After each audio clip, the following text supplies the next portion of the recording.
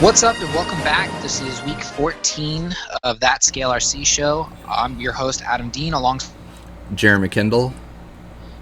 And we have a special guest with us tonight. How about we let our special guest introduce himself? Ty Campbell from Tekin Racing. So I know this has been a while. We've been trying to get more people in, and also due to the fact that last week was a holiday with 4th of July, we just let everybody enjoy their celebration and said we're just going to get back into it this week. So here we are. So as usual, we like to start out with a few icebreaker questions. This just so you can kind of get to know our guest. Favorite scale crawler. Like I said, that's probably the hardest question that you're gonna ask. But we'll just start with the first one. So the first question. I don't know if I could pick one. You know, I've got an Ascender, I've got an MST, I've got the Vanquish rig, SCX10s, 1 and 2s. I've got RC full drive stuff, and they're all just a little bit different from one another. So they all drive a little differently. They all have their own quirks. If I have to pick one, I'm just gonna go with the OG SCX10 because that was like my first scale kit that I didn't garage build myself. Like when it first came out and had like that power wagon kind of body on it. Oh, okay. That was my first scale truck. Wow. That was what was it, the something Betty or something like that? It was a cool body. I think so, yeah. There was the Betty, like the one that had like the bomber looking graphics on the AX10 body that looked like an old power wagon, and then there was the Betty and that looked like the 57 Chevy. Yeah, that's the one that I'm thinking of, not the Betty, because that was on the AX10 platform. No, actually, you are correct. They used the Betty body or the name for the Betty body on both of them. Okay. So because I have I have the box from mine sitting in the shop, and every time I look at it, it says on there includes axial Betty body, but it's not the, I guess, OG Betty body. Right, they called it the custom, I think is what it was called. Yeah. So, wow, history lesson there. So, that's funny you say that, because that was my first truck getting into it too.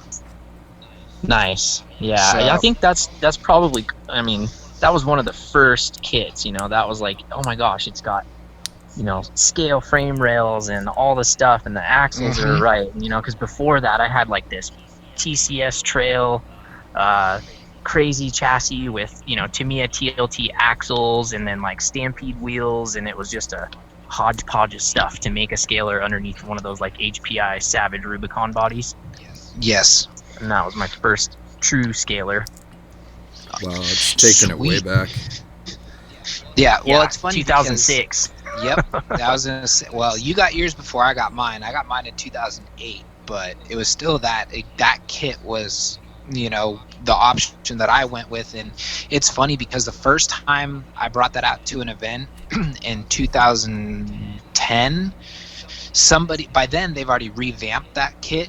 So when Elio was helping me fix something, he was like, why are some of your screws Phillips and why are some of them Allen heads? And I said, because those are the screws that were in the kit. Like, why are you getting mad at me? Right. So that's how old those kits are. Yep. I think I got mine in 2007 because I went to the Montana Scale Nats in Helena, Montana, 2006 and 2007. And I want to say that we won one in a raffle there, and we had built 2 of them to take to that competition, and then we won a 3rd one that I actually put together in the hotel room that night, and then we trailed it the next day. That's awesome. Nice. I was rattle cannon bodies in the shower. In the hotel room. That's awesome. Okay. So, second question is, what would be your favorite place to go crawling? Favorite place to crawl? There's some really good spots, probably within 20, 30 minutes of my house, because we live, up here in McCall, right on Payette Lake. The lake is about 21, 22 miles all the way around, and just about halfway back, probably 11 miles from my house, and it's kind of on the east side of the lake. There's this like huge just open granite area where there's these just giant rock formations, and there's foot trails and stuff from all the traffic because people jump off the cliffs right there into the lake. And I mean, there are scale miles of terrain out there. Like, I'll go out there with like 3-4 battery packs and just burn myself out. Like, I get tired of driving because you can't cross the same line twice. There's just so much terrain to explore. That's awesome. Man, that sounds amazing. That's probably my favorite spot, just because the view is really awesome. You're about 100 feet up above the lake, and it's just the scenery plus the terrain together is just like, wow, this is so cool. And it's literally right on the side of the road. Like, I can park and walk 20 feet and be on a trail and then just start driving from there. Wow. Damn, that's awesome. Yeah, you're definitely going to make a lot of us that aren't, don't have that kind of, or the access to something like that, in our backyards like that. You're going to make them jealous. I'm sure. I've even got a course right in my front yard too that takes about a half an hour to go, like, all the way out to one end and then all the way back. Oh, wow. And it's Wow. super technical, built into a big rock retaining wall. It's actually holding all my front yard and everything up the hill. Wow. And we built it back in like 2004, 2005 when we were doing like shafty comp rigs and stuff. So it's really tough with a scaler. Wow, that's awesome. But it's fun. Nice. So, favorite event?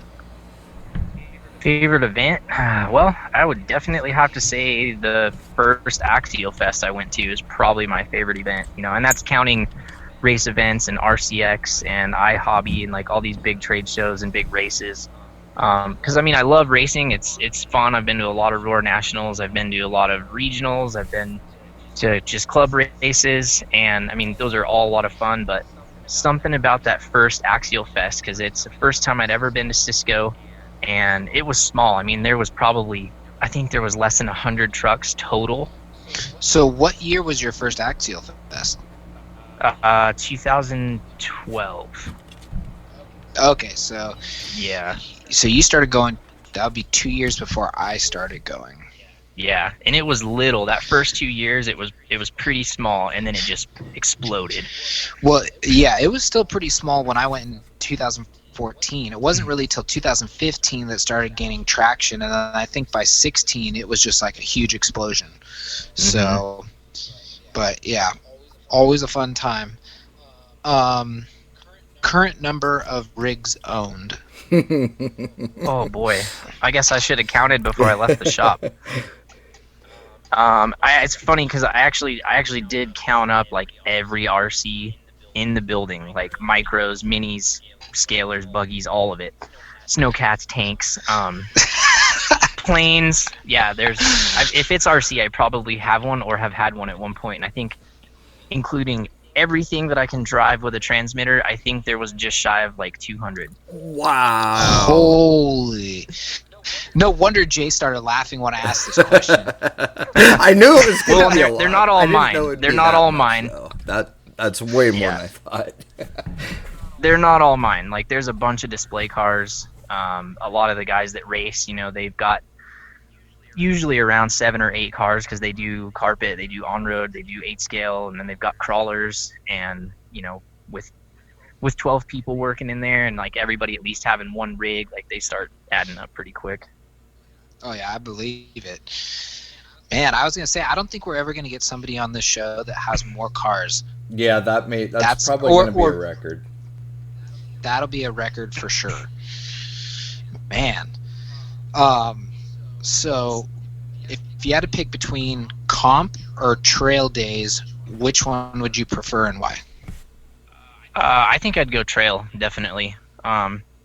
Mostly just because of the relaxation and enjoyment factor. Like, I love competing, but being a racer for so long, like, I got into scalers kind of to get away from all that like high pressure, just I have to do good. I have, because I always feel like I have to place somewhere up high enough to make it worth going, which I know doesn't really make sense to some people, but it's just a standard that I hold myself to. And especially being a manufacturer and going out as a representative of a company, like you have like added pressure. That's true. On doing it that. does definitely add a little more pressure to it. Oh yeah, yeah, I totally get people it. kind of have an expectation of you, even if they really don't. Like I feel like they do. And yeah, I would say trail for sure. It's just fun to go out and relax and trail and geek out with scale trucks and use scale winches and do all that fun stuff. Hell yeah. Um, do you have a favorite scale tire? Favorite scale tire? I think I really like the Nitto, the 1.9 Nitto tire, Hmm. the trail grap, and then I also like probably the new Proline KM3 is probably gonna take the cake for my favorite tire. Even though it's a little wide for my taste, that tire is a beast. Oh yeah, I love the KM3. Yeah, That's a big winner amongst that scale RC show, the KM3. deservedly so. Yeah, they just work. I mean, I do have to admit I haven't driven the Predator compound, the standard compound in like icy snow, not like fresh powder. Didn't really work that well. I kind of would spin out more, but Hmm. everything else, rock, sand, mud, it handles it like a I champ. spent a bunch of time Yeah. this weekend with the 1.9 Wraith, and that's what's on that. And we had built a crawler course last week at RC Park here, and so I got to spend a bunch of time with that KM3, and it's really weird when you get into like loose rock or gravelly type stuff. It's almost like it just sits there and just chews away and chews away, and then eventually it gets traction and goes. It's just a really crazy tire. I've never seen a tire like work as hard as like those do. It's really weird. Hmm. Yep, I agree. So now this will be an interesting answer, I'm sure. Which actually I think we probably should have, made this announcement earlier, or if I'm having a total brain fart, if we already did, because Ty's from Tekin. So this next question: do you have a favorite motor, and if so, why? And it could be brushed or brushless. Favorite motor? I'm gonna say the Rock 412 series, just because that was a motor that I really pushed for, like, because we did the Pro 4 series before that, which was basically just a baby version of our T8 8-scale motor.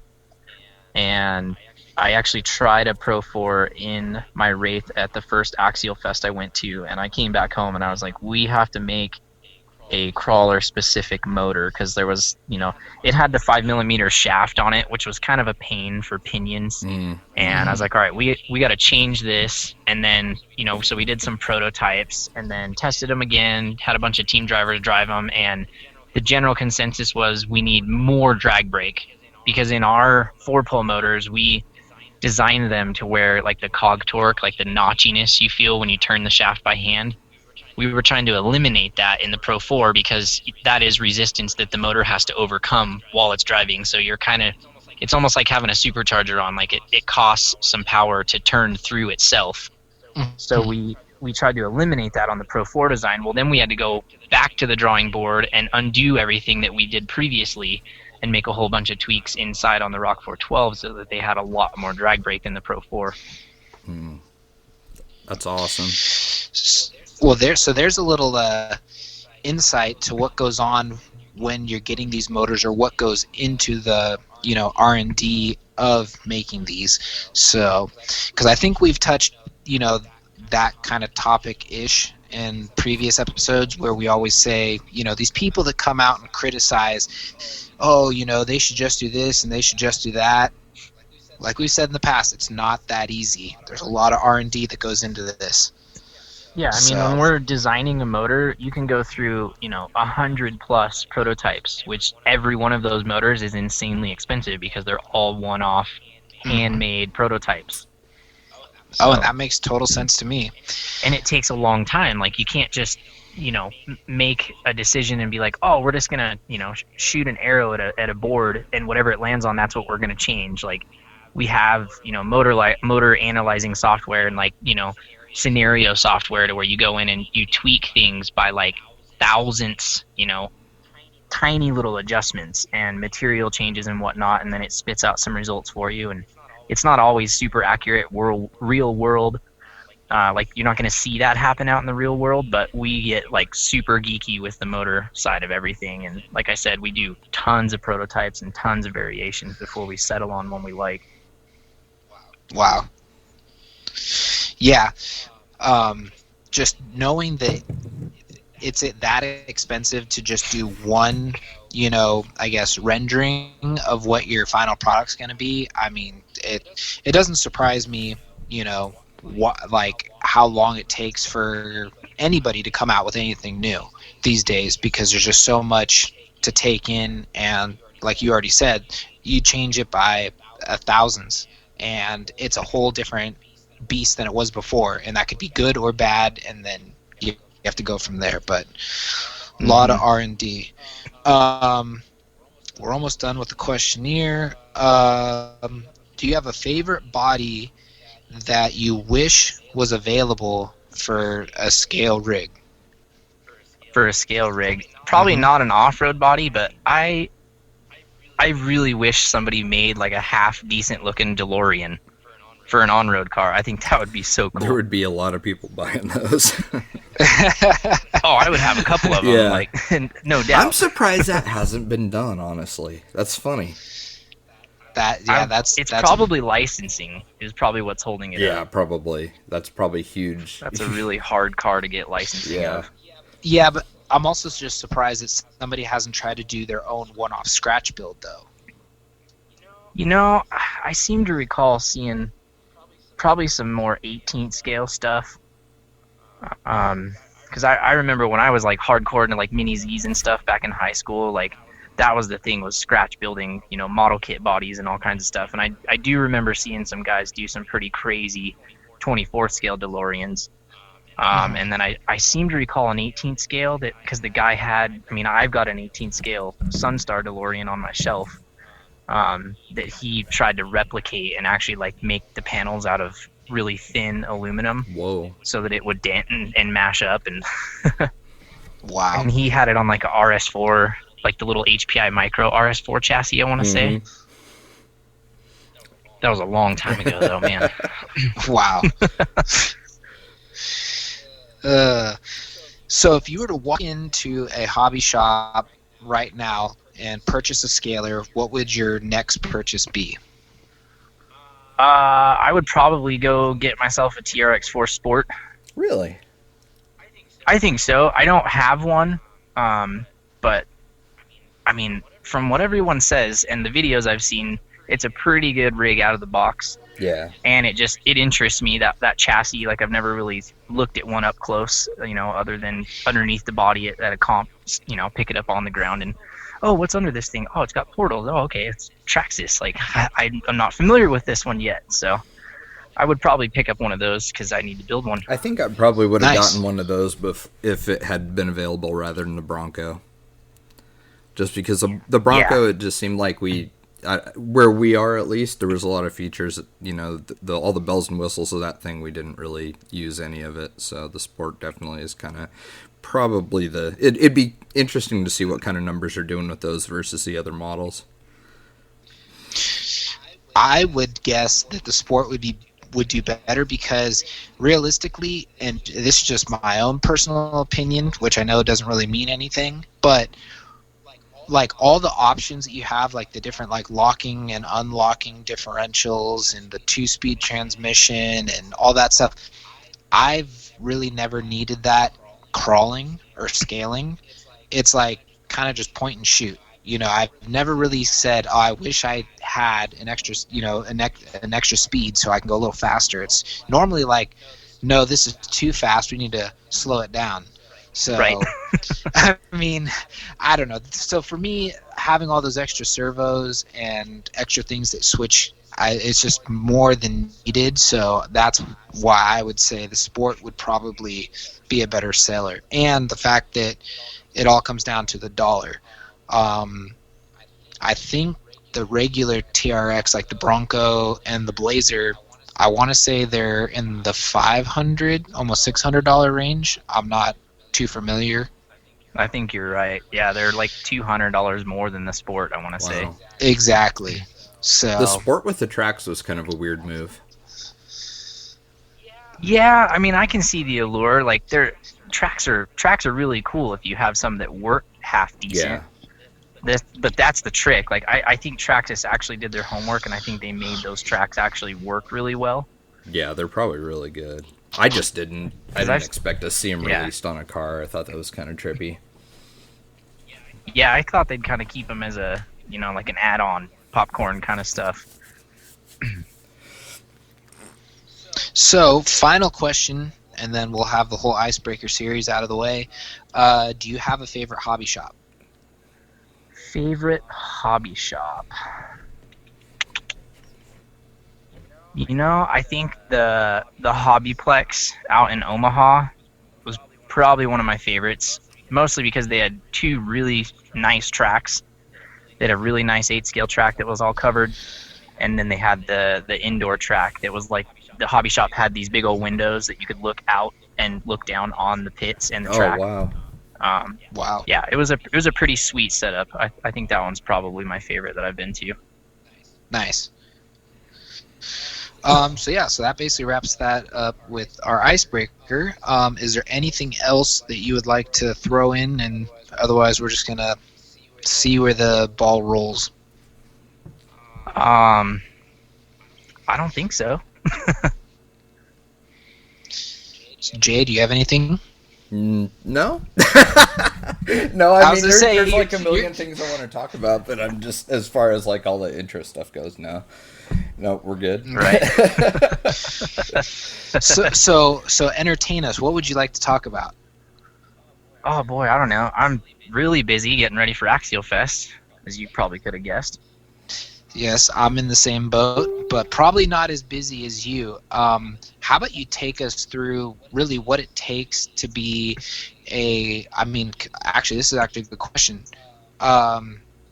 So you guys are a vendor again this year, correct? Or not vendor, but sponsor? Yeah, and I think they do have like a vendor row that they're setting up for us in the parking lot. Okay.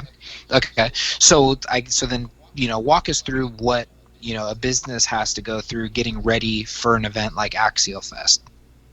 Um, it's it's a lot of work, but it's fun work, so it doesn't seem like a ton of work. Like I will admit, like hobby shops, when RPP and A Main and then CKRC and those guys were hauling like a ton of stuff and setting up like a store on Mhm. site, those guys are definitely doing a lot more than I am, just for sheer, packing space and making sure all that stuff's running and having their computer system up and going. And but for us, I mean, I basically have a list that I started back in 2013 when I got back from the first Axial Fest I went to.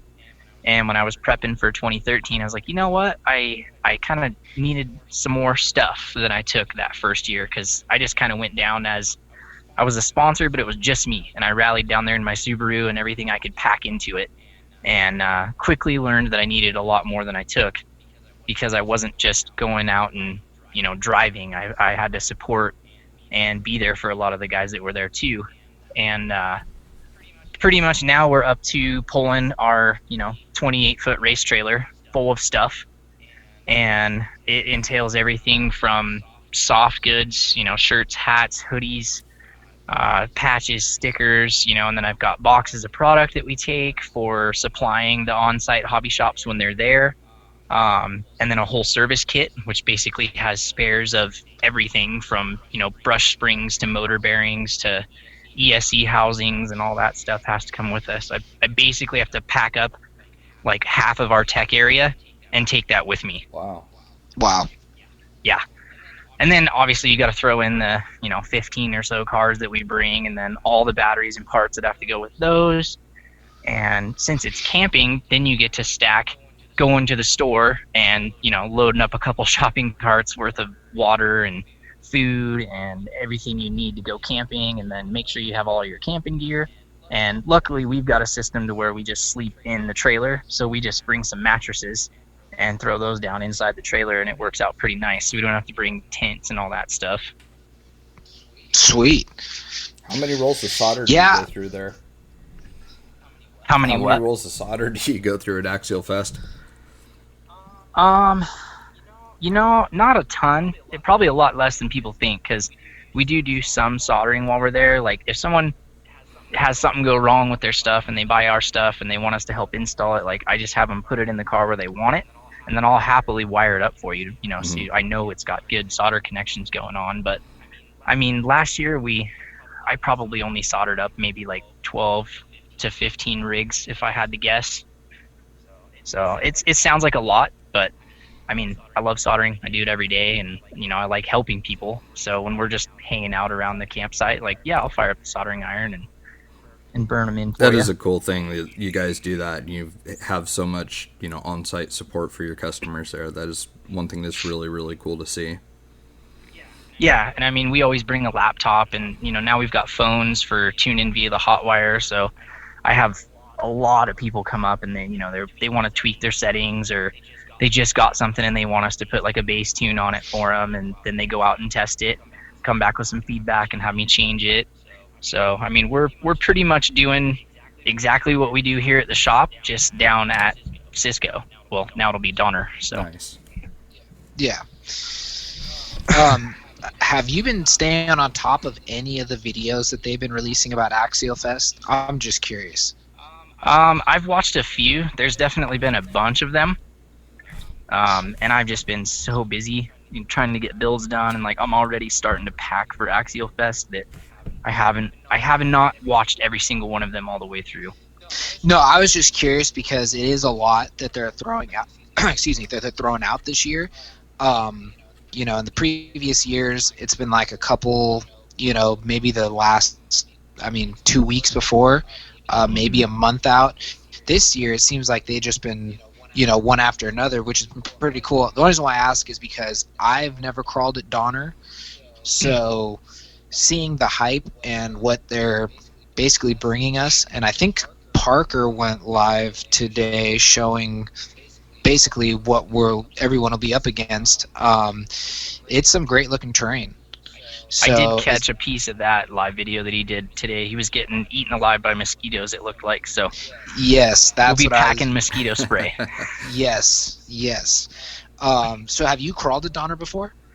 I have not. I've only driven past Donner. Okay. So it'll be totally new, and I'm actually kind of excited to crawl there. Like I love Cisco, but I feel like after 6 years in a row, Mm-hmm. I definitely had like some hot areas where I'm like, oh, I love going here, but a lot of the trails were, I'm not gonna say boring, but they were just trails. Like I want more like technical stuff. So like we always end up down on the river down there, like where Night Customs had Jurassic Park last year, because there was just so many lines you could pull down there, and it was awesome. That is a But really I'm excited hard for section, Donner too. for different terrain. Is there a river or anything that goes through at Donner? Do you guys know, or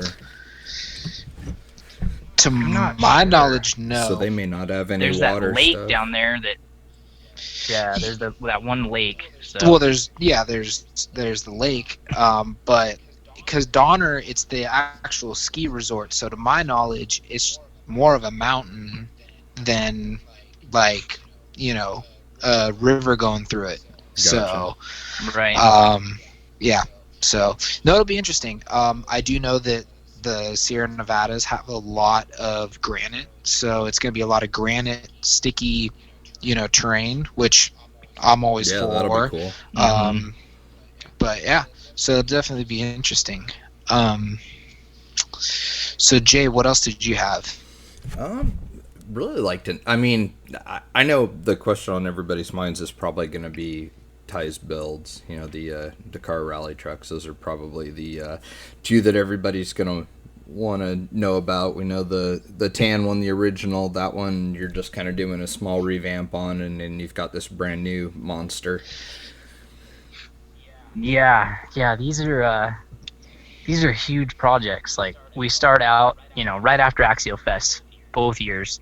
It's like, oh, we got to get home and fire up the printer. Like we got to get frame rails cut, and we got to do all this stuff, and then it's like, oh, we got like 9-10 months to work on this thing, And here I am, 2 weeks till D-Day, and I still have a ton of work to do on it because it's just a lot more time than I think a lot of people realize. Like, I'm not just popping parts off the printer and slapping them on a truck and calling it good. Like, I've got hours and hours of fitting parts. Like, they come off the printer, and there's ABS shrinkage and like all kinds of things to account for, and they don't always just fall together beautifully like a manufactured kit would. Mm-hmm. So you're always having to trim a little here and make an adjustment here. And like on this truck, I pretty much set up the chassis identical to the previous truck, the M55, which is the tan one, and we ended up redoing the entire thing because we were like, oh, this isn't going to work. Like, this new truck is way bigger. Wow. It's like 50 millimeters longer wheelbase. It's like almost 5 inches longer overall. It's like 40-ish millimeters wider track width. And I mean, the thing weighs like almost 13 pounds, and it doesn't have batteries in it yet. Oh, wow. Wow. What do you do for drive shafts on something that long? So on the first truck, I took bomber rear drive shafts and then modified them because they were longer than your standard bomber drive shaft would really want to be. And I actually found a pretty cool way of doing that. They have a hole inside that the inner spline that goes inside the two outers. And I just took some big old like 30 millimeter M3 screws with some spacers and then just threaded them in and figured out how long I needed the whole spline section to be, and then actually cut another spline up, then used all thread. And so I kind of artificially like changed the spline length internally. Oh, wow. So that they weren't too short. That is Okay, that is super smart. Well, it's interesting to hear a different take because my go-to, and it's never been anything that long, but I have a couple rigs where I've lengthened drive shafts. I've always just taken MIPs, cut them, and re-welded them. Oh, yeah. See, and I talked to Matt, and he was like, "Oh, dude, we can build you a shaft that's that long." And I was like, "Well, I don't know how many other people are going to need, this exact length shaft." But he'd only be making probably the spline side, the long side, and then we'd just leave the other side the same as it would be on like a Wraith or a Bomber. Right. So interesting.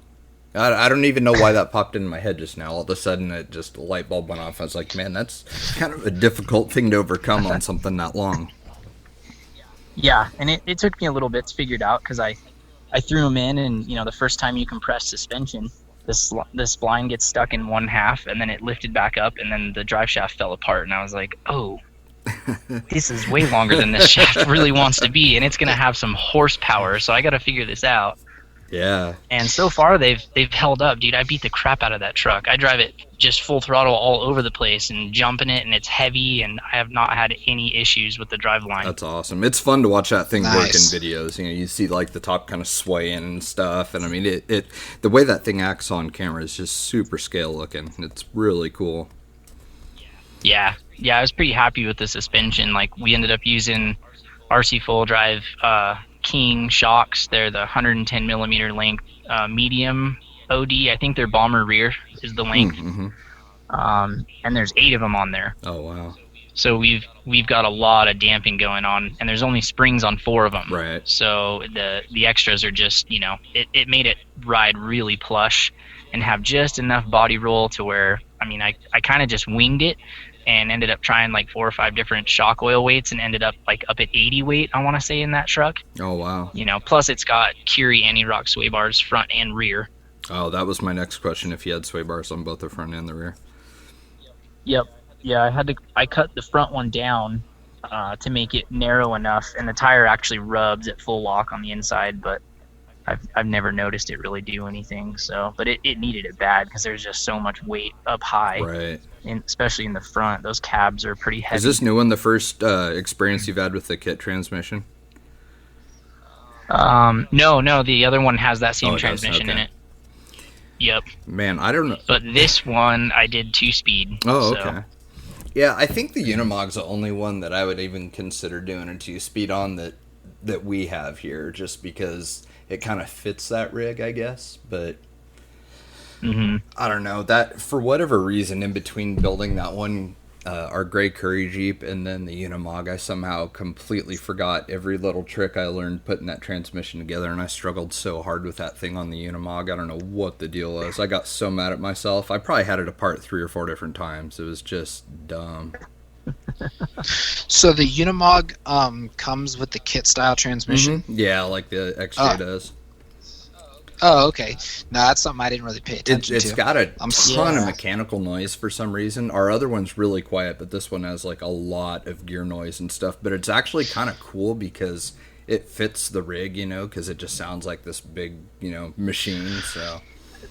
So that's what mine had, and I think that's because there's a lot of play in that one shaft. That's why a lot of people take the rubber bushing and put it in to kind of tighten up the mesh, and then the shaft can't really slide back and forth in the holder, and I think that takes away a lot of the noise. Oh, okay. Yeah, I may just get one of the Vanquish shafts that they have too. That's like the different length. So it's literally, I want to say, like 2 or 3 millimeters longer, if that, or something like that. It's something weird because that's how off that shaft is. So it's because the same thing happened. I built mine and I was like, what is this? Like, it's something I've never experienced before. I'm so used to the AX10, I'm sitting here going, this thing's like binding up, it's making noises. I was like, and then I found a video on YouTube and somebody said, oh yeah, take the little rubber, I think they use it in the shocks. Take the little rubber O-ring and you slide it over the shaft, and when it's butts up against the other half of the plastic, it keeps pressure on it, and you don't get the wobble in it, or the sliding back and forth that it does, and it tightens everything up. So I don't know. Interesting. I'll have to check that out then. That's good to know. I never noticed mine being loud because that truck has a sound box in it, and it's a big race truck, like it's supposed to be loud, exactly. So. Yeah. Yeah, there is so many electronics that go into that. I think people don't realize that on the surface when they see pictures of the outside of those, is that when you pop them, it's like, pop the sides, it's like lit up, and I mean, there's a lot going on inside those. Yeah, the K55, the new one that I'm trying to get done for Axialfest, I just measured all of it. I was kind of taking notes as I was doing it, but it has like 28 and a half feet of wiring in it. Wow. That's so awesome. It's tiny, it's like 20 gauge or 24 gauge, whatever the LED wiring is. Mm-hmm. But I mean, that thing has just LEDs all over it, and the LED controller is clear back in the fuel cell in the rear end. So all the wires, I tried to tuck them in all nice on this one, because the other one I didn't really do a whole lot of like wire routing. I just used the lengths that they gave me. Mm-hmm. And I was like, you know what? I just want to get this thing lit. I just want to get it done for Axialfest. And this one, I was like, I'm going to take my time, and I had to extend stuff and like build custom harnesses and like the orange marker lights. I had to buy the LEDs and then buy the leads, buy the plugs, and get all that stuff so I could plug it into my light box. And yeah, there's going to be close to 30 feet of wiring in it total by the time I get batteries and the sound box and everything in it. That's pretty impressive. Wow. That's wild. How many hours do you have, you think, into printing that thing? Is that something you guys have kept track of? Oh, I wish I was keeping track of machine hours. If I had to guess, it's like 200. I actually just checked the file the other day, and it's like 268 parts, I think, that we're up to now. Wow. That are individual printed parts. Wow. That's unreal. So, yeah, some of them are, 15 hours plus print time for like the roof. Well, no, I take that back. This one we split some stuff up so that we were printing a little more efficiently than we did on the other truck. But the other truck had like a 22-hour print in it, which was like the whole front nose piece and the cab floor is like all one big print. And in this one we broke all that up so that it was a lot more small prints. But I don't even know where to guess on how many hours of print time there are. I know there's at least 200 or 300 hours worth of drawing time that Zach has done on the thing. Oh, easily, yeah, I bet. God, that's wild. That's so cool. My guess would be at least a month and a half. Yeah, because if you just do an average, if an average print can take anywhere between 4 to 6 hours or more.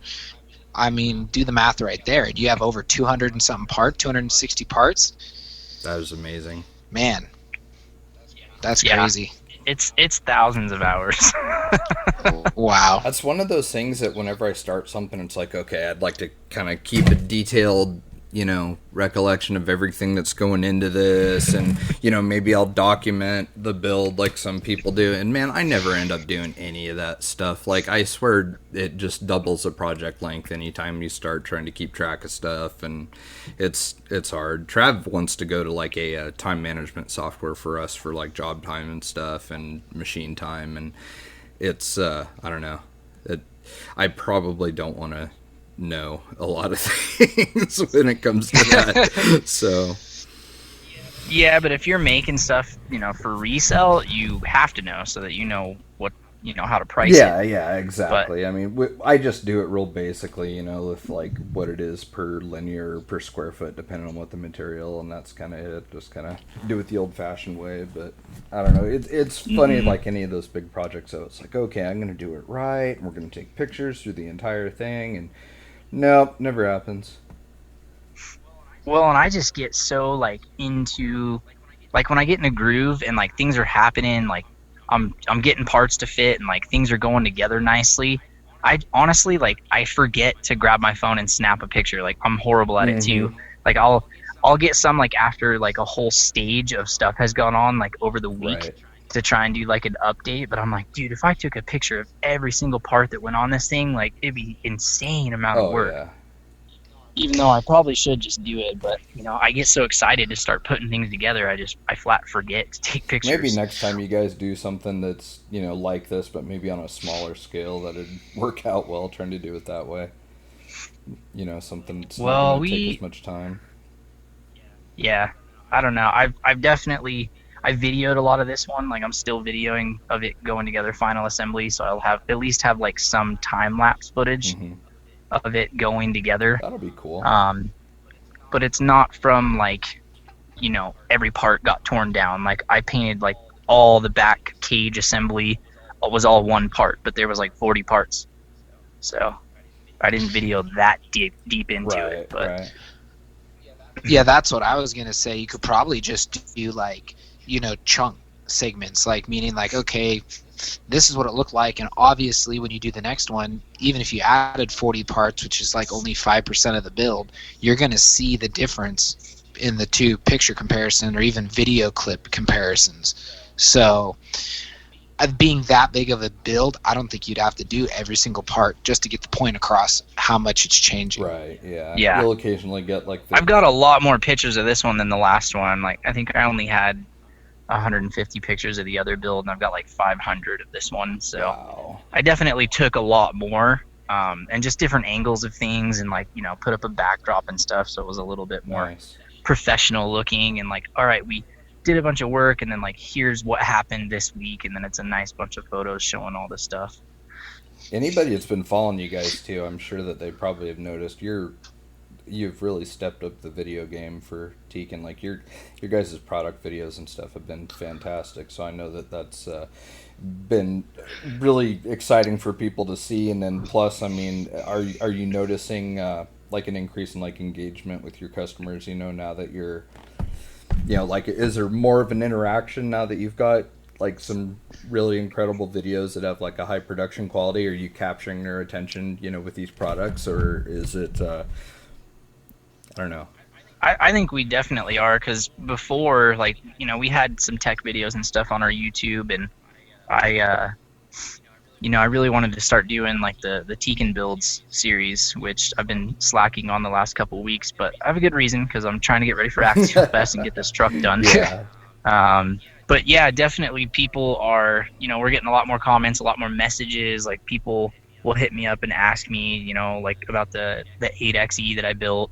And it's not all positive feedback, but feedback's feedback, so I don't take it too hard if someone's like, oh, I don't like this, or I don't like what you did there. I'm like, yeah, whatever, dude, it's not your car, it's mine. And yeah, thanks for watching. Yeah.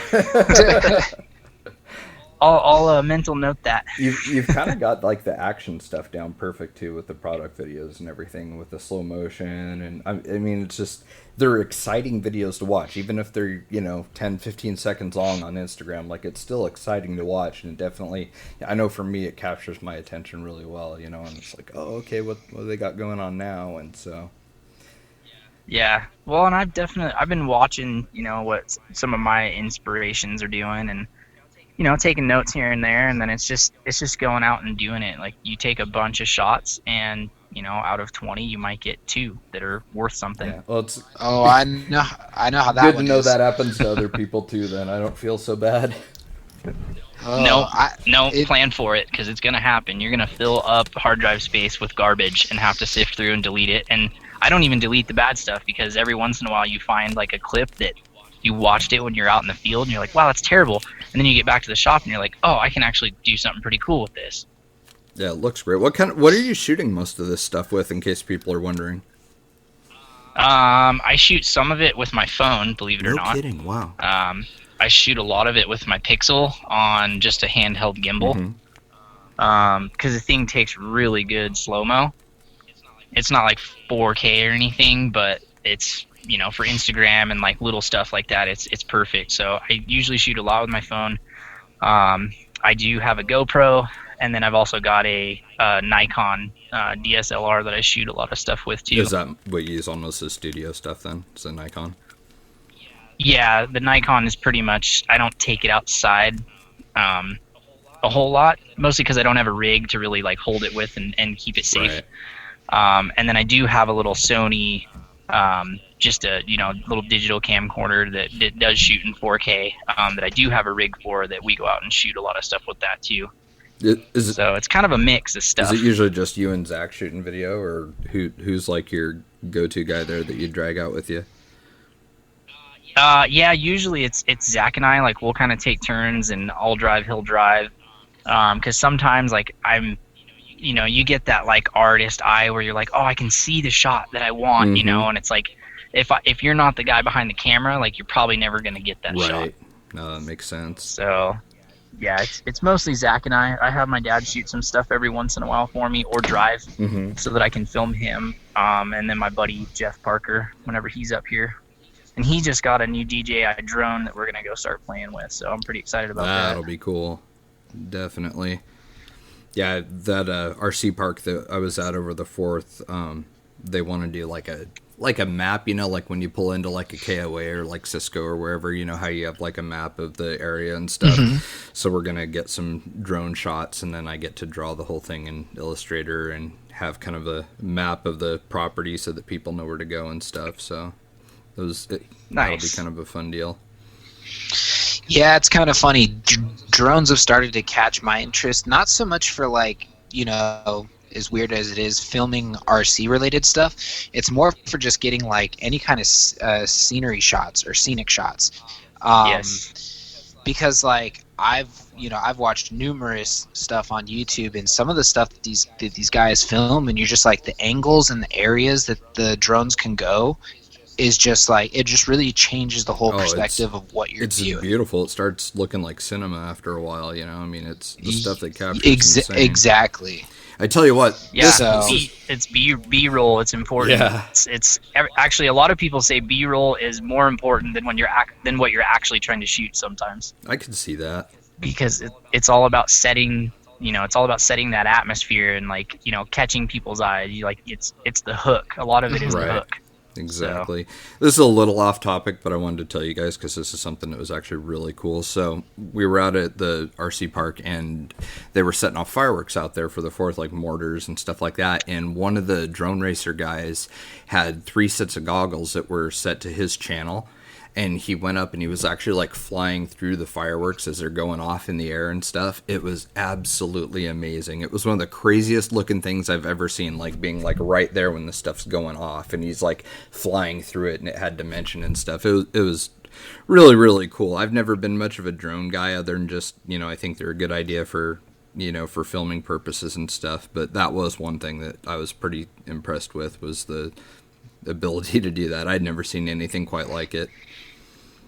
Wow, that sounds awesome. It was Yeah, pretty that's cool. kind. You know, you get to be like old like me after a while, and it's like you don't really care about Fourth of July anymore. Like fireworks don't really do much for you, but that was definitely a pretty cool experience. So it was kind of a neat deal. Yeah, we always go up to, well, recently, we've always gone up to Auburn, actually to Lake of the Pines, and they have their own firework display over the lake. So everybody always tries to fight and get like the best prime spot to see everything. And this was the first year I noticed there was actually like 2 or 3 drones up in the air, like right where everything was going off.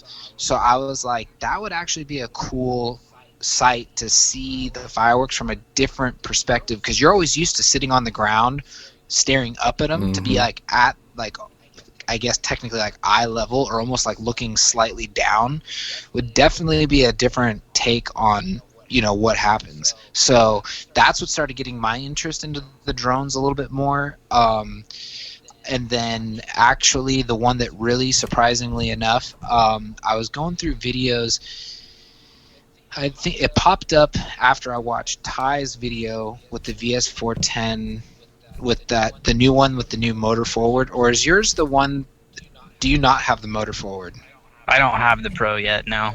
Okay, so it was just your regular one that you just had wrapped up, because I always like this, like the scale realism. Like when you actually watch your suspension work, it looks like a real truck. Like that always draws me in. So then I get kind of like sidetracked and end up staring at the video for like different things than like what's really going on. So like all the dialogue starts to like become like I don't even pay attention anymore. But Right.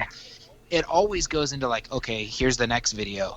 Well, I guess Josh just released a video crawling somewhere with his, and because it kind of just rolled into that because that's how YouTube works. And he had some shot going over some creek, and or river, and I was just like, that's what really started getting me going. Like, okay, I might need to get a drone for shots just like this, because you'd never be able to glide over that creek like that without a drone. Right. So Yeah, getting those angles. I think I watched the one that you're talking about. It was the new one that he was actually crawling up somewhere around Donner. yeah, I want to say, because I looked it up, it was called like Washington, California. It was like an abandoned mine or something like that. And Oh, there's a okay. lot. So that wasn't the Donner one. Yeah, that was the abandoned mine trip. Yeah, that one was wicked cool. So that's when I really got into like, okay, this is some cool scenery. Hmm. So, We all need drones. Yeah. Evidently, I guess. yeah. But my hardest part is, how do you find one that, like, I guess is what's a decent beginner one with decent footage? Because it's like either you find one that's like low budget, easy to get into, and the learning curve is not that hard. But I've heard like the photo quality and the video quality suck. Then you spend the big bucks and you get the really good video quality, but then again you're still having to learn how to drive this or fly this thing. Yeah. I haven't So really shopped for him all that much. Like my buddy's got the Mavic Pro that he picked up used for like $500. He got a steal on it because those things are like 12 or something, I think, for the full setup. Wow. So like 12 to 1500, and it's like brand new Mavic, and I was like, oh, we're gonna use that thing for sure. I think that's the one that I hear more people talk about, is that Mavic Pro. That seems to be kind of the most popular. I think so. It folds up. It's small. It's got pretty good flight time. It takes really good footage. And it, being programmable, like you can literally tell it, like, follow this route. So like the creek shot you're talking about that Josh had, like you could literally be out there by yourself and have it follow you and get that shot. God, that's killer. Wow. Yeah, maybe that's the one my buddy has, because I have a buddy who's into flying drones, or actually hasn't flown it in a while. I should actually bug him and see if he still wants that. But he used to do like, because we're not too far away from the coast, he'd actually take trips out to the coast and get some killer cliff shots over the ocean. And he was like, yeah, I used to just tell it, go here, and then if I can't find it, I just hit the button, it comes right back to me, or I can program a perimeter that it just, flies around in, and I'm like, stuff's like over my head. It's a whole new set of skills you got to learn. It was funny. There was so I'm talking about the RC park again, but it's just kind of in the front of my mind while we were talking about drones and whatnot. So this place has the off-road turf track, and then they have an airfield and then a drone racing field too. And there's a lot of people coming from those other areas, I noticed, that got excited about the crawler thing as soon as we started putting the course in there. And one of the things that immediately all the drone guys started talking about was FPV crawling. And so it's kind of interesting. I think they're probably going to learn really quick that it's going to be incredibly difficult. But it was just funny that, the crossover of that, the big appeal to them was, being able to, do FPV crawling rather than, traditional. And since that's kind of their thing anyways, with the drone racing. But I don't know, that'll be kind of, it'd be interesting to see, but I just have a feeling it's not going to be all that exciting. I think you're going to spend a lot of time staring up at the sky and not getting much else. Yeah, I don't know. That FPV has always been kind of weird because the only wheeling I've ever done first person has been like real one-to-one wheeling. So when you scale it down to the car, it's, I don't know, to me it'd probably throw me off, because if anybody's standing on the course, you'd be like, whoa, what's this giant dinosaur leg standing right here? It's like you're not used to that in real life, so it'd probably throw you for a loop trying to judge where to go. And plus, really, you can't move that camera. Like, like when you're driving, right, like a Jeep or a truck, you could like lean over or lean to the passenger side to kind of try and see what you're going over. Those cameras are kind of just stuck face forward. So if you can't see, that could spell disaster. Yeah, there's no, like tire placement or anything like that. You don't get that. Exactly. That and like the speed at which everything happens, because with scalers, like being small, everything happens a lot faster. It seems faster. Like suspension moves quicker. Like you fall off a rock, and like it happens a lot slower in a big truck. Like you'd almost have to slow it down, like all the footage that people do at half speed, right, to make it look real. You'd almost need to slow the truck down to half speed somehow, because it's just going to be like, bouncing around. And but, yeah, I could see how that'd be kind of goofy looking. Yeah, it'd probably make me sick, honestly. I don't think I can fly those things. I mean, I just looking through the goggles, when they were doing the fireworks and stuff, I knew right away. I was like, okay, this isn't for me. Like, there's no way I could do this without throwing up. So, oh yeah, vertigo. Yeah. Not to mention, those guys have ridiculous like hand-eye coordination and stuff. I mean, the speed that they're going just blew my mind. So I definitely knew it wasn't for me after seeing that too. So. It's pod racing, like that's the closest right? thing that we're ever gonna get to pod racing. Exactly. That's funny. So I heard you say that you had an MST earlier, and that's a rig that's kind of been in the front of my mind lately. Which one do you have? Which one's the MST? What is it? The CFXW or whatever. Like it looks like a Jeep. Oh, the new one. Yeah, the one that was on AMAIN. I didn't know that you had the new one already. Yeah, nobody does. Oh, okay. It's in my arsenal for video build series. Like I've got a UMG 10 I need to build, and then this, and I'm gonna try and throw like a no prep drag car in the mix somewhere. Oh God, yeah, I need to build one too. We got our first taste of that over the 4th, and yeah, I'm getting sucked into that as well. Yeah, but that seems to be the next thing. It's definitely starting to get more interest among everybody. That no prep drag. We've always had Tim talking in our ear about that, but we just never pulled the trigger on anything. So for me, it just gets harder because it's like I got X amount of rigs. It's like, where do I start? Because I have my 4-wheel drive Slash, and I know a lot of people that's big in the conversion. Like people take a 2-wheel drive Slash and turn it into a drag car, but I'm like, it's to me it's like another expense, and I probably know I won't use it as much, so it's hard as much as I'd like to get into it. Yeah. Well, we're with being able to have that out at the park now. That's gonna make it a lot easier because they've got a whole paved strip, and so they had a scale strip set up, and it was pretty funny actually. So Jesse Munn was there for racing on Saturday, and he camped out through the whole weekend and stuff, and they did with the no prep. There was only a few guys that actually like had cars, built or halfway built, and so they kind of did like a run what you run thing. And so Jesse had his EB410 with a Tekin 5-turn in it, and just absolutely spanked everything there. Like these guys had no idea like how quick race cars really are.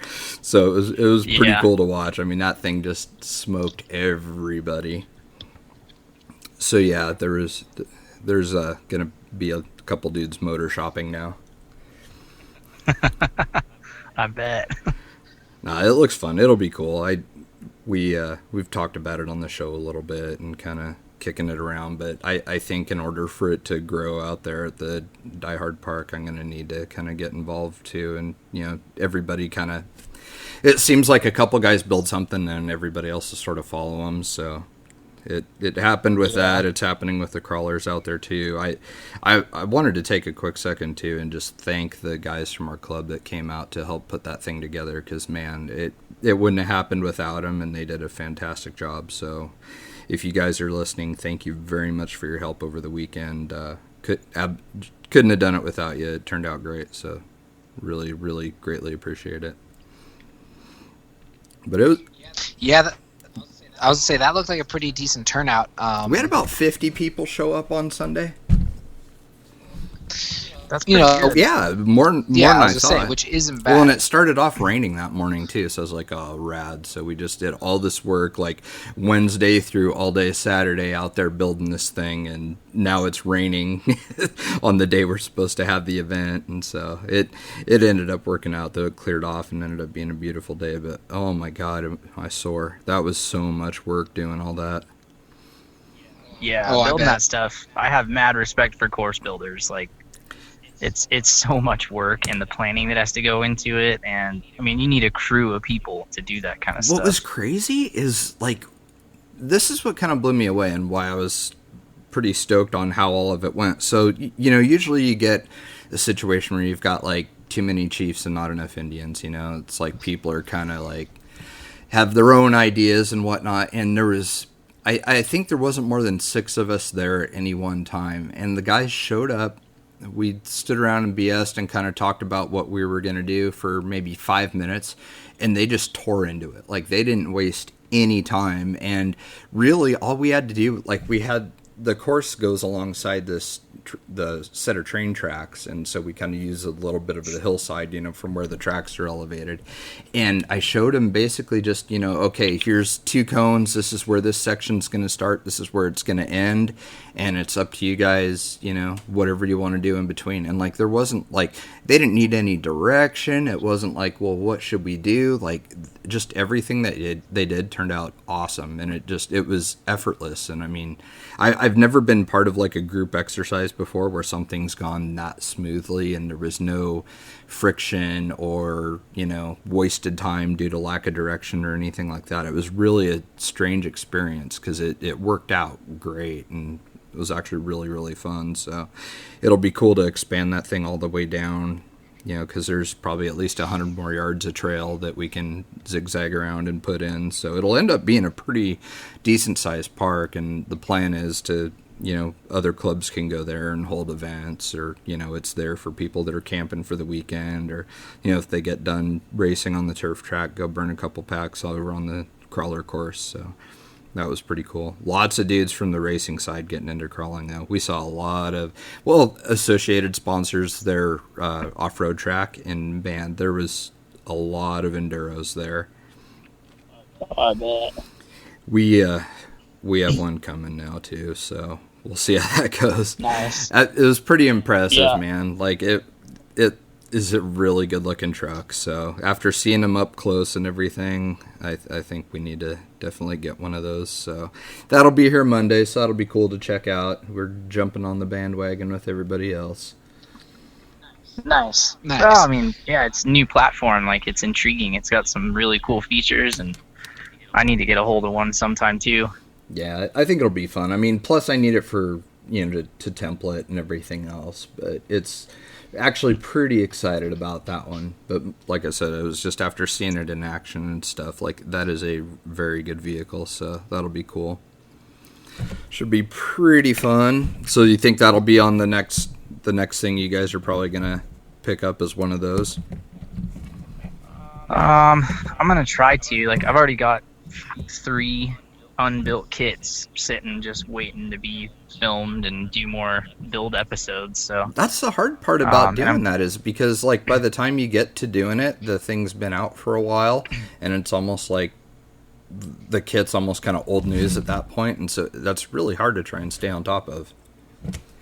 Yeah, and for me, it's not so much like, here's the newest, latest and greatest. Like, we're gonna take a widely popular platform and put our stuff in it, show how I set it up, and just make some fun videos with it. Right. I got my VS410 done just in time for the Pro to come out, so, and it's still an awesome truck. Like, I wouldn't change anything other than I want the new forward transmission in it. Yeah, that thing is awesome. Like, that is just absolute genius. Well, I just think it's kind of funny that, like, in my honest opinion, it's almost like something that came out of left field. Like, I wasn't expecting Vanquish to release anything like that. I thought they were going to ride the wave for the truck or the transmission. The transmission, it doesn't surprise me at all that they came out with their own truck, because I've had to listen to it forever. Michelle's dad has said, almost since we've gotten into RC, why doesn't Vanquish just release a truck? Why don't they just release a truck? And I'm going, because it's not as simple as you think. I was like, and he's like, well, then why doesn't someone just buy the truck, like buy an Axial, throw all Vanquish stuff on it, and turn around and sell it? I said, because you could do it yourself for cheaper. So you're never going to get somebody that's going to do that. So the fact they came out with their own truck makes sense. So that, was something that didn't really blow my mind. It's the forward motor mount, because there are aftermarket companies that make forward motor mounts and whatnot, and it's nothing that's too new, but the fact that Vanquish put it in as a platform for their rig is kind of what blows you away, because it's just something different that you don't expect from to me, Vanquish has always been more of a hop-up part company than like I'm trying to think of the words to use, because I can understand it, I just don't know how to put it into word format. I'm having a major computing issue. No, I get what you're saying too.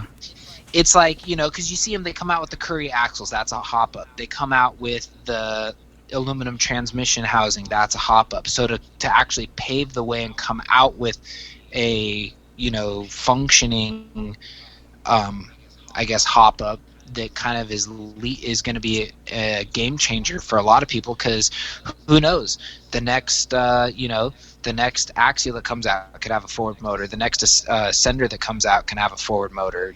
There's you never know, or maybe the next car that comes out from Enduro, maybe they have a forward motor mount. That could be the new wave. So you're kind of saying, like, basically that I think what you're trying to get across is that they aren't necessarily known as like an innovative performance company, as far as like coming out with something new like that. Correct. Yeah, correct. So that's why I got to give them credit where credit's due, and that's a big step and a big push, and I think it was the right step. So I think it's going to be a trendsetter for sure. It's just I think it will be too. It makes sense.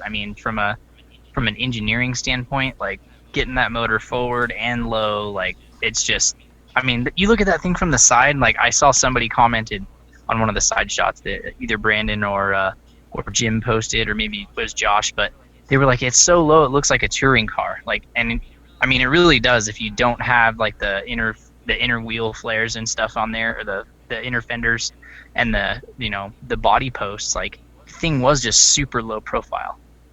Mm-hmm. It's pretty rad that they could have just sort of ridden the wave of the 410 for the next year or so before coming out with another model, but to turn around and what maybe less than a year later they already have another model out. That's pretty awesome, really, when you think about it. Yeah.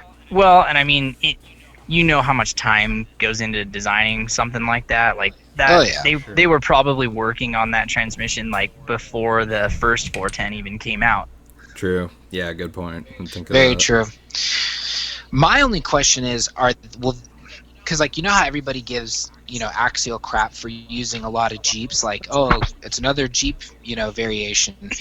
Do you think Vanquish will just stick with the Scout style so they can stay with something that's not licensed, or do you think you'll ever see them step away from that Scout style and go more to like a truck or Jeep?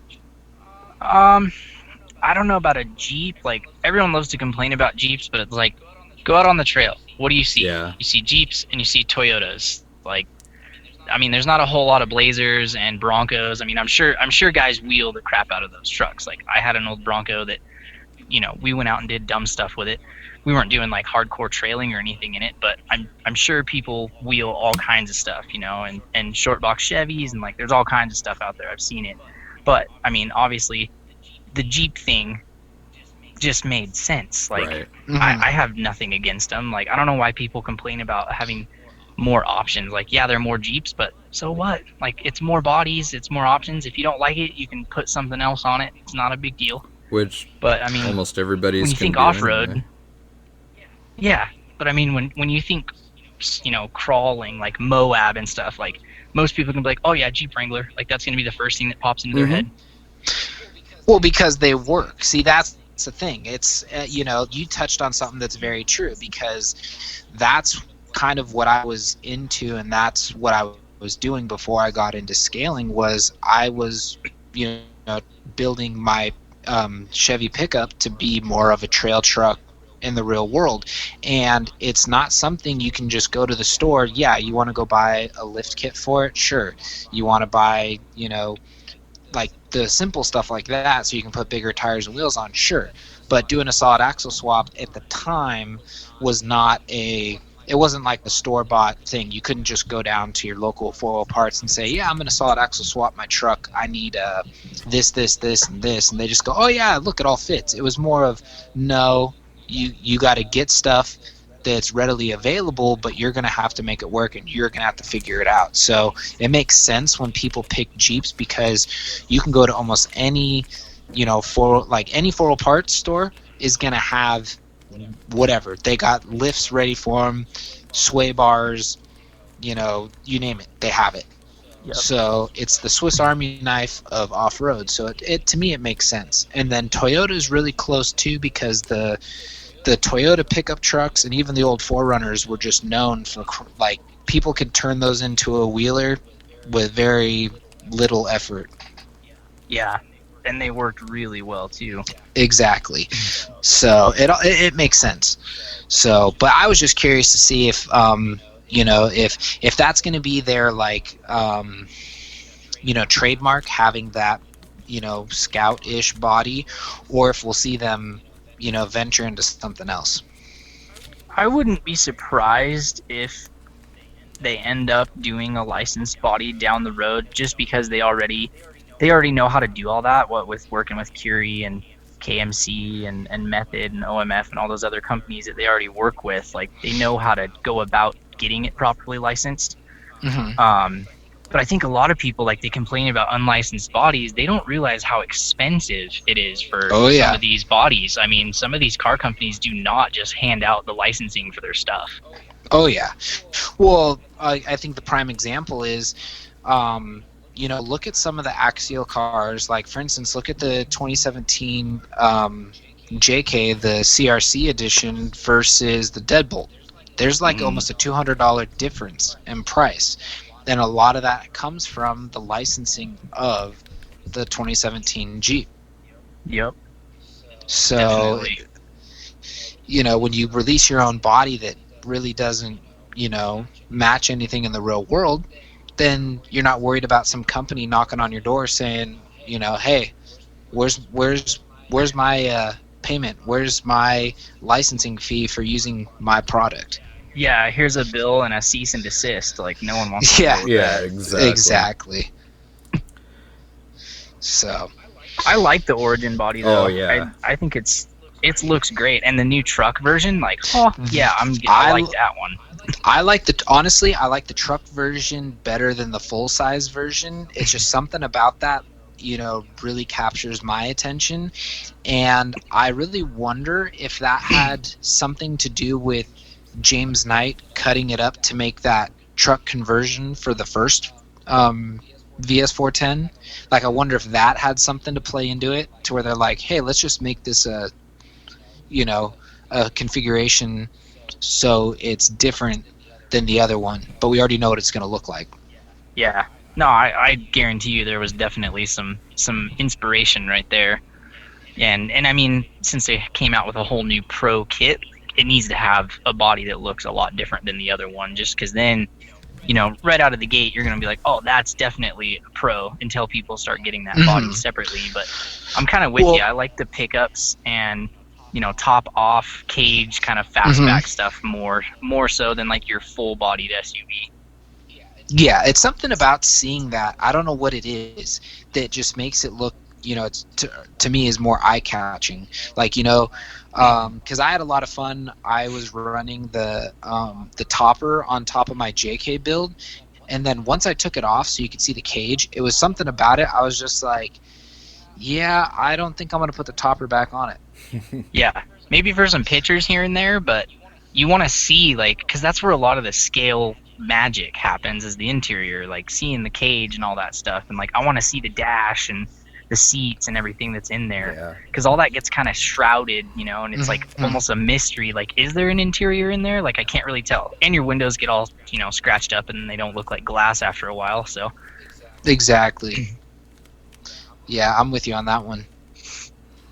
So Jay, how are we doing on time? We are you're the time at an hour 20. Oh, okay. Because I was say you're the time master on this one. We get to call you Father Time. I am Father Time. Oh, well, if I didn't feel old before, now I definitely do. No, you're the one. You said you were old because fireworks didn't do it for you anymore. That's true, yeah. That's kind of... Wow. That's a sad statement when you think about it. Like, that... Fireworks you should always be pumped for. Well, I mean, I don't want to take it here or there, but I mean, I'm always pumped for 4th of July, because it just, to me, it's getting, the whole country, no matter what your, political belief is, no matter what you are, whatever, to unite as one and just, celebrate, why we have the freedoms to do what we do, why we have our freedoms to go play with our toy cars, so that's kind of why I get a little more pumped up on 4th of July than anything else. But yeah, so to me, fireworks, they never really get old. But you never know. Maybe when you get older, we might feel like Jay and say, quit lighting these things off. Yeah, maybe at 2 a.m. on July 5th, they're a little old. Yeah, exactly. But yeah, I'm right there with you, man. It kind of lets you just step back and you're like, wow, like, we live in a pretty awesome place. Like, there's a lot worse places that any of us can be. Oh yeah. Yep. So it is pretty cool just having that sense of pride, and just this is awesome. This is a day we should celebrate,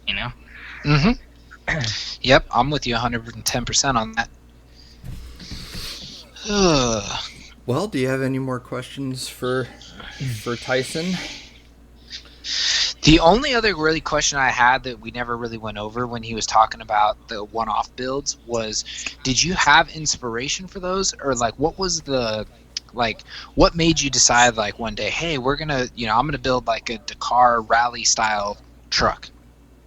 Well, let's see, Axialfest 2016, we had the 6x6, the Stuart Stevenson that I built, that Zach and I built. That was kind of like cracking the seal on building a big truck. And that one was just like totally didn't even have inspiration. Like, I've always loved those trucks, and there's a bunch of them. There's a guy that's got a couple of them that he drives around up here, and they use them for shuttling mountain bikers up and down the hill. Oh, wow. So I see him rolling around town all the time, and I was like, you know what? We should build one of those. Like, I've never seen a scale version of that truck. Like, I've seen the Deuce, the big M35, and a couple other, the Russian style trucks, like the Cross RC stuff. And I was like, those are really cool, but they're like 12 scale. I was like, we need to build one that's 10 scale so that it fits in with all this other stuff. And so we set out on a quest to build that 6x6, and I literally built that thing out of spare parts, just a bunch of random axial stuff that was laying around, and ended up getting a transmission off of I think Dan Wilson sent me a transmission or something for it, because it's I think it's the same SCX-10-2 kit transmission, but I actually divorced the transfer case off of it. Oh, wow. Which took a little bit of finagling, but I ended up making it work. Wow. Because that thing, being a flatbed, there's like no room for a transmission back there. It all had to be up under the front. Yeah. So we built that truck, learned a bunch along the way, and that was like the first year we had our printer, and we were like, all right, let's get this done. We've got a printer, like we've got all the tools at our disposal. So we built that truck, took it to Axialfest, and then the dude from Rebel Off-Road rolls up in Rebelzilla and parks it like 10 camp spots down from us, where I'm just staring at it all weekend. I was like, oh my god. And we went over and looked at it, and then I was looking at pictures online, and he looked at our 6x6 because I was driving that around, and he's like, hey, you guys should build me one of these, but that size, just like that truck. And then Zach and I were like, oh, ding, yep, we're going to build one of these.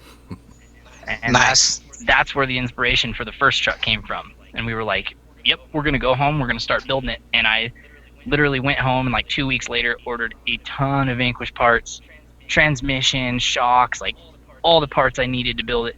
And then we spent, a good 10 months building the first one. Nice. Yeah, see, my problem with some of these builds, like, I've said this before on our show, I get, like, because I still have my subscriptions to Four Wheeler and Peterson's 4-wheel drive, I'll see a 1-to-1 rig and I go, ooh, that's cool, I need to replicate that. And then I'm like halfway through, and I either see something else that catches my eye more, and then I go, great, now what do I do with this? So it either gets halted, or I just abandon it altogether and start with something new. That I've noticed has happened with me, I want to say like 7 out of 10 times. It's really bad. That's my hardest part. So like the fact that you can come up with something and spend and dedicate the 10 months to building it, I gotta give you praise for that, because I'd probably end up going, all right, I'm over it. There's been a couple of times, the last 3 of these big trucks, where I was over it. Yeah, and I shelved it for a week or two, and I just, because something would frustrate me, and then or something completely unrelated, like the printer would have issues, and then that would kill your momentum, and then it's like, I was on a roll, like things were going together, and then the printer decides it's gonna wet the bed, and you're like, okay, now I'm on to doing something else, and then I gotta like shift gears back onto this massive project that I look at the thing and I'm like, yeah, I can feel the anxiety like already creeping up my back, like, because there is so much to do on this thing. So it's tough. Oh yeah. But it's rewarding in the end. Like, I'm just, I look at the other truck and I'm like, man, that thing is so cool. This one is going to be even cooler. Yeah. Because it's, the cab tilts, the doors open, both sides of the rear box open, wow. The back of the box opens. Like, it's got way more features than the other one does. It's a 2-speed, like, yeah, all the lighting's going to be controlled off the transmitter if the switches behave. So it's going to be like next level above that other one. Nice. Had to one-up it. I don't know Nice. how you keep doing it, but I'm glad that you are. I'm glad that you continue to do so, because it's really fun to watch. Yeah, well, now it's like I'm getting to the point where I'm getting closer on this one, and people are like, what are you going to do next? And I'm like, don't even ask me that right now. Like, there are lots of these. I could build one of these every year and have each one look completely different. but just the thought of like another 9+ months on another truck when I'm trying to finish this one, I'm like, oh my god, I'm gonna freak out. Like, Yeah, no, I definitely hear that. This is, and it's actually kind of weird, listening to like your side of the story. This is gonna be my first Axialfest since probably my first one that I really don't have to work on anything for Axialfest, so to say. Like the past, there's always been like the theme, so everybody's trying to build something for that theme. mm-hmm. And or being involved, like the last 2 years we were involved with helping CKRC and part of their trail, so it's like we'd go up a weekend or two before when Jason and Dina were up there, and we'd help cut trail. And so like this year it's kind of like, wow, you know there's the theme, you can't, like, I mean, I'm sure you could, but the theme you can't really build a rig around. So it's kind of like, yeah, you can add some scale accessories for the games and stuff, but it's not really a theme that you can go build a car unless somebody like showed up with like the Monopoly car playing piece as their RC car. That's like the Right. only like one I could think of. But so it's just kind of like weird to sit back and go, all I got to worry about is just getting myself and my vehicles to Donner.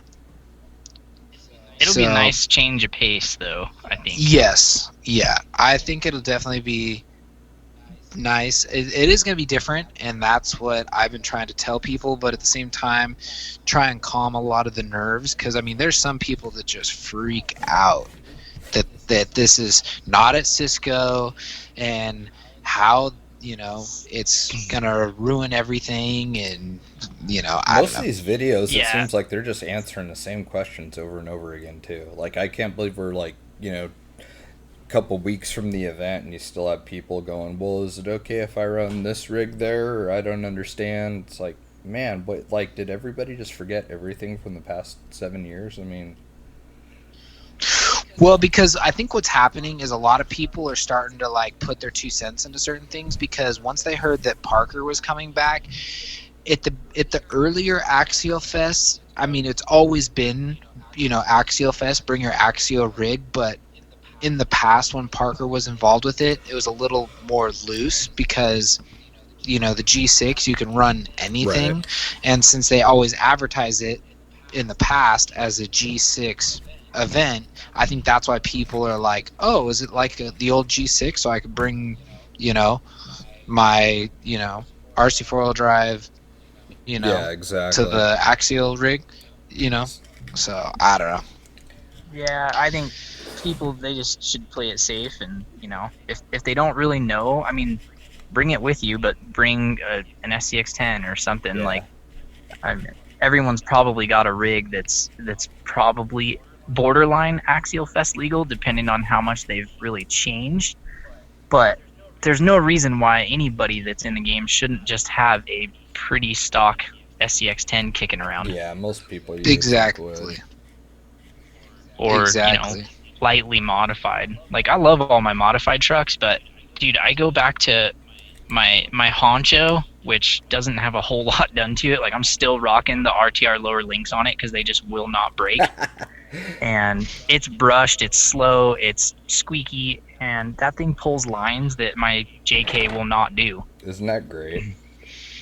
Yeah. I love that. Like, sleeper rigs are the best thing ever.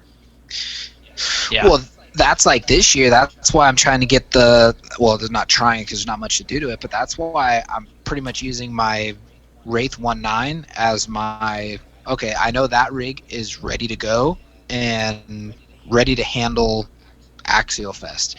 My other builds, they could break because, you've modified them, but, I always like to have one rig that's kind of ready to go at all times, so that it's like Old Faithful. It'll just go.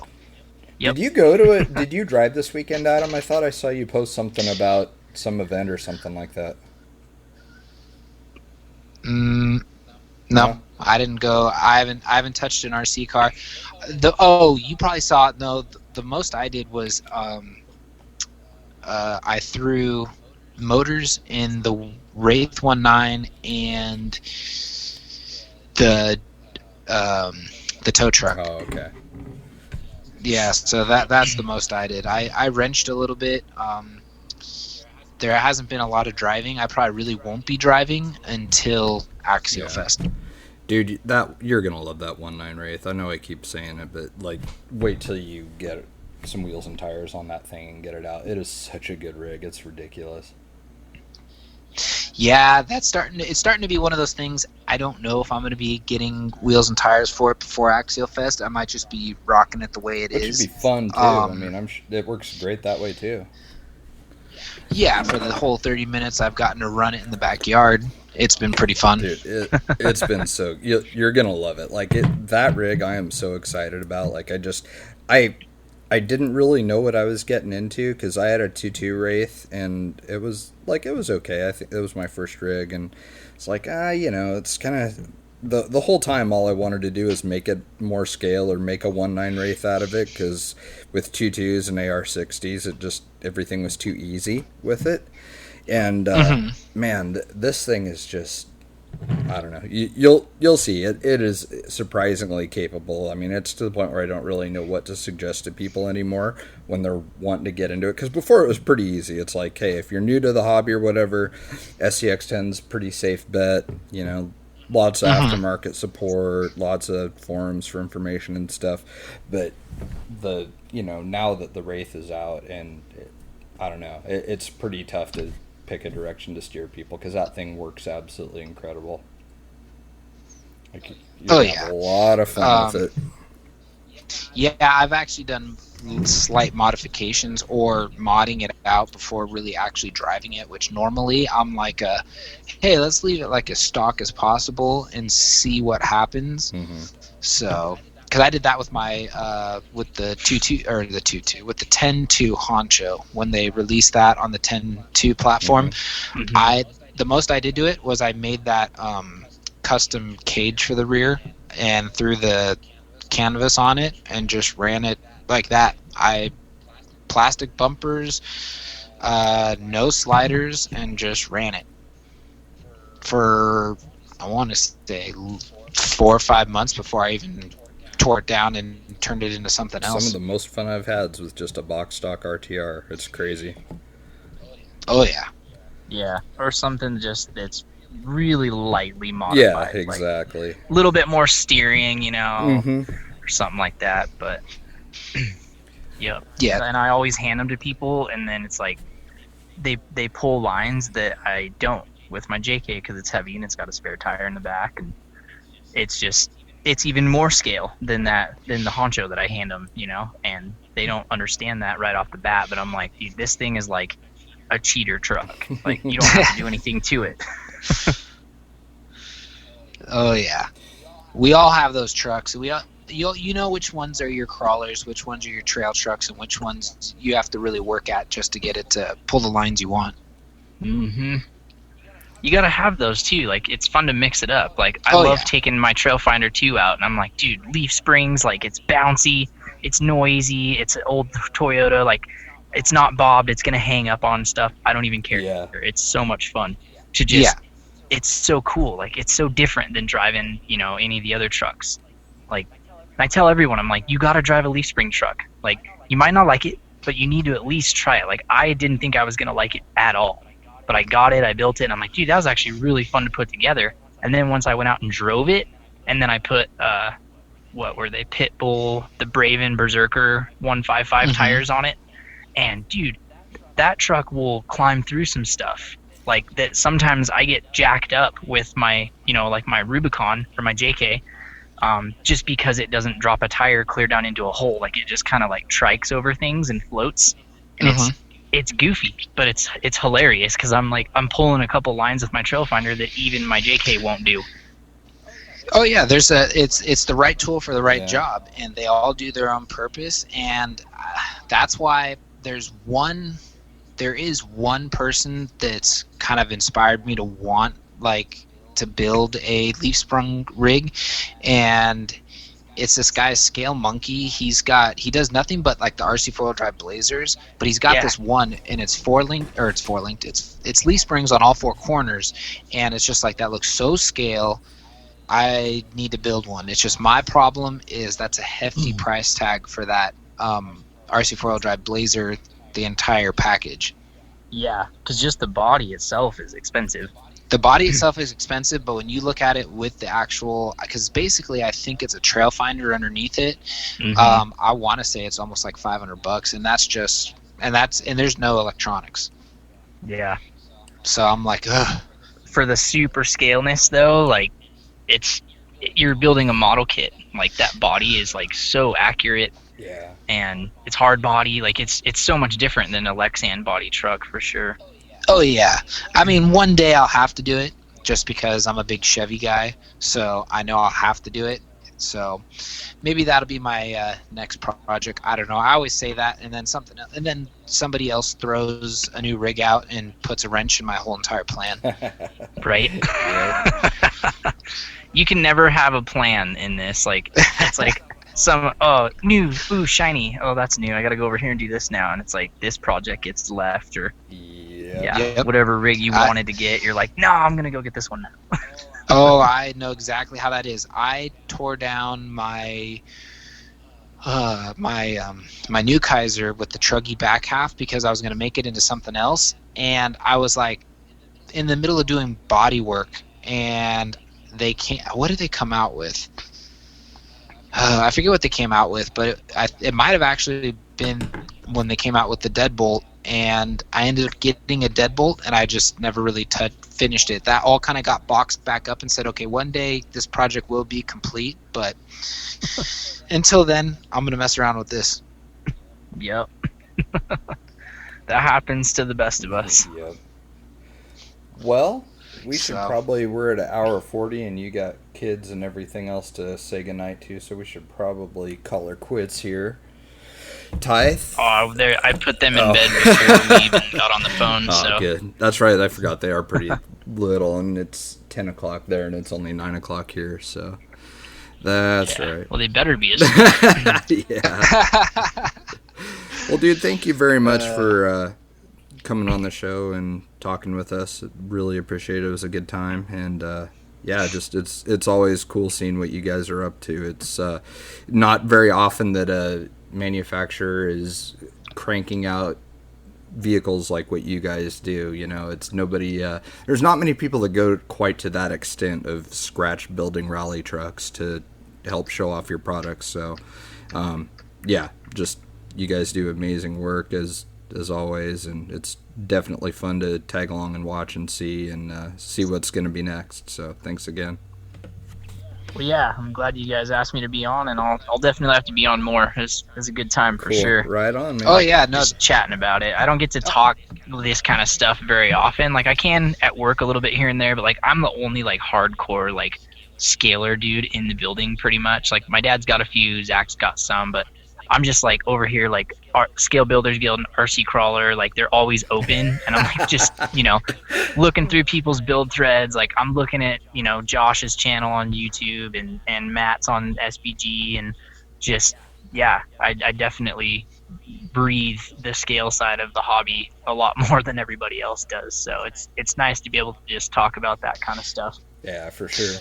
Oh yeah, no, this was an awesome episode. I had a lot of fun. That's why I had to ask you what time it was, because I'm like, man, we've been talking like it felt like forever. So I'm like, I don't want to be like, oh, we're at hour 3 and we're still blabbing.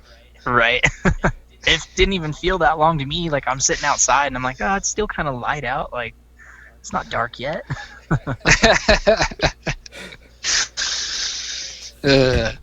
All right. Well, I'll definitely be seeing you in 2 weeks. And I think that's really about it.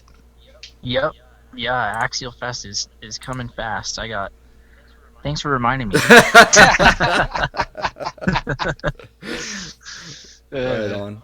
I'm excited though, man. It's like the one event every year that I'm just like I get pumped, and it's like the year kind of happens like it revolves around Axialfest for me almost. Right. And I hope to add. I want to add like K&K. I want to go out and do that one of these days. I want to go to Proline by the Fire and I just need to make it happen. Like now that my kids are a little older, I should be able to travel some more and have a couple more Axialfest-esque events thrown into the year because they are super fun. Yeah, absolutely. Oh yeah, they're a blast. Yeah, I know me and Jay have talked about this. Proline by the Fire is definitely one I'd like to attend at least once, especially since it's in my home state. It's just an 8-hour drive. Right. So Yeah, it's like what was it for me when I looked? I think it was like 16 or something if I was to drive down there. God.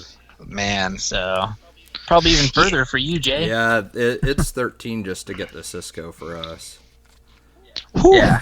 Seeing we're call it 12 to get to Cisco with stopping and like pulling the trailer slows us down a little bit. When I was in my car by myself, I was getting there a lot faster. We'll just say that. Yeah. No, that goes. Right on. All right. Well, it was a good one. I'm gonna let you close it out, Jay. Sounds good. We will catch everybody next episode. And thanks again to Ty from Tekin. And on behalf of Adam and myself, we'll catch you nerds later. Sounds good.